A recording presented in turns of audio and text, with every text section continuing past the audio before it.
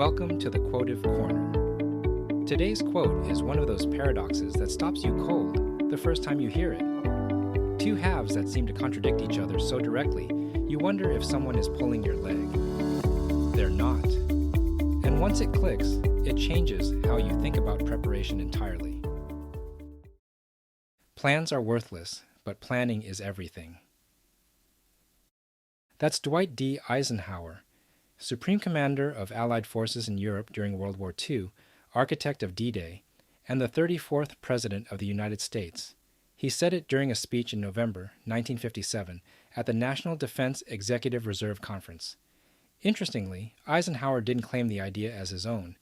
In a letter written 7 years earlier, he attributed it to an anonymous but very successful soldier, suggesting it was wisdom that had been circulating through Army culture long before it landed in his speeches. He repeated it anyway, which tells you he believed it.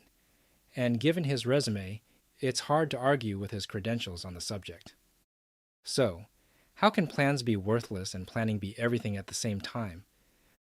The answer is in what those two words actually mean. And they mean different things, which is the whole point. A plan is a document, a fixed set of assumptions about how a situation will unfold, translated into a sequence of steps. It is by nature a static thing, built on the information available at the moment it was created in conditions that may or may not resemble the conditions when execution actually begins. And here's the fundamental problem with any plan. The moment reality arrives, it starts disagreeing with the plan. The circumstances shift. The opponent adapts. The terrain is different than the map suggested. The timeline slips. Something nobody anticipated walks through the door. And now the plan, this carefully constructed document, is already out of date. This is what Clausewitz meant when he wrote that no plan survives first contact with the enemy. It's what every project manager, every parent of a toddler, and every person who has ever tried to execute anything in the real world has discovered firsthand. Reality is not cooperative. It does not read your plan and agree to behave accordingly. So why plan at all? Because planning, the process, not the document, does something the plan itself cannot do. It forces you to think through the problem before you're in the middle of it. It requires you to examine your assumptions, map the terrain, understand the variables, anticipate contingencies, and develop a deep familiarity with the character of the challenge you're about to face. That familiarity doesn't disappear when the plan does. It travels with you into the execution. It gives you a framework for making faster, better decisions when things go sideways. Because you've already thought about the problem from multiple angles. You know the landscape even when the map is wrong. Eisenhower put it plainly in the same speech. If you haven't been planning, you can't start to work intelligently. The plan gets thrown out the window. The understanding built during planning does not. Think about how this plays out in everyday life. The couple that plans carefully for a wedding understands that something will go wrong on the day. Some vendor will be late. The weather won't cooperate. Somebody will cry at the wrong moment. The value of the planning isn't that it prevented the unexpected. It's that it built the organizational fluency and relationship between the people executing it that allows them to adapt without falling apart when things deviate. The plan was always going to be imperfect. The planning made them ready for imperfection. Or think about the job interview. You prepare. You research the company, anticipate the questions, think through your answers.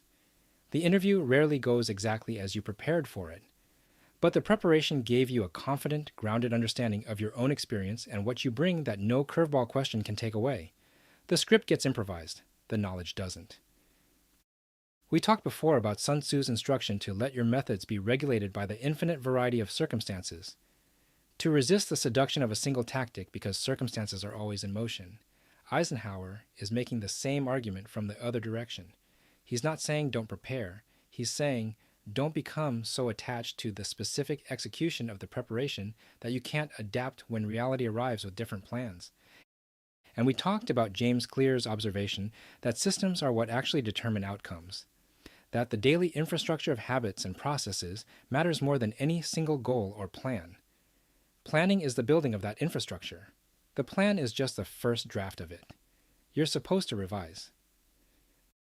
Dick Winters lived this philosophy on a daily basis in combat. His company trained obsessively.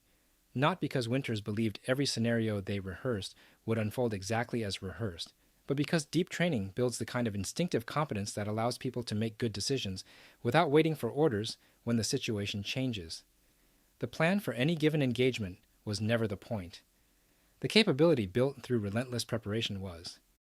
Now, the honest counterpoint. There's a version of, quote, plans are worthless, that becomes an excuse for chronic under-preparation. The person who never commits to a plan, because plans always change anyway, who stays perpetually flexible as a way of never being accountable to a direction. That's not wisdom. That's avoidance dressed in Eisenhower's clothing. The whole premise of the quote depends on the planning having actually happened, on the genuine intellectual work of thinking something through before execution begins. Without that, you don't have noble adaptability. You just have improvisation without foundation, which is a much less reliable thing. The goal isn't to plan less, it's to hold your plans more loosely, to invest deeply in the process of understanding the problem, and then to stay flexible enough to adapt when the problem, as it always does, turns out to be slightly different than you expected. Throw out the plan when you need to. Keep everything you learned while making it. That's what Eisenhower was after, and it's as useful navigating a career transition or a difficult conversation or a new business as it ever was navigating a beach in Normandy. Thanks for spending a few minutes here at the Quotive Corner. If this one makes you a little less attached to the plan and a little more invested in the planning, that's the whole point. And remember, wisdom isn't in the quote, it's in the reflection. I'll see you in the next episode.